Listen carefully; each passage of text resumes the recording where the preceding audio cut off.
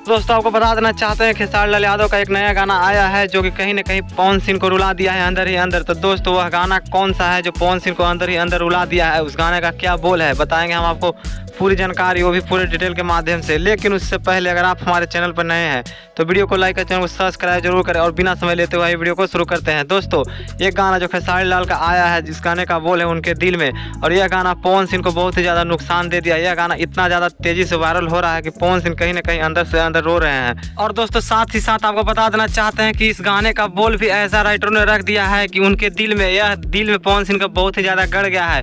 और दोस्तों यह गाना जितना तेज़ी से वायरल हो रहा है उस हिसाब से पवन सिंह को तो साथ में साथ दिल में गड़ ही रहा है, लेकिन पवन सिंह के फैंस को भी दिल में गड़ जाएगा। और दोस्तों आपको साथ ही साथ बता देना चाहते हैं कि खेसारी लाल यादव का यही गाना ही नहीं सिर्फ, बल्कि खेसारी लाल यादव का सभी गाना पवन सिंह और पवन सिंह के फैंस को बहुत ज़्यादा रुला देता है। और दोस्तों आप क्या कहना चाहेंगे, यह गाना अच्छा लग रहा है या फिर खराब? आप अपनी राय कमेंट बॉक्स में जरूर बताइएगा।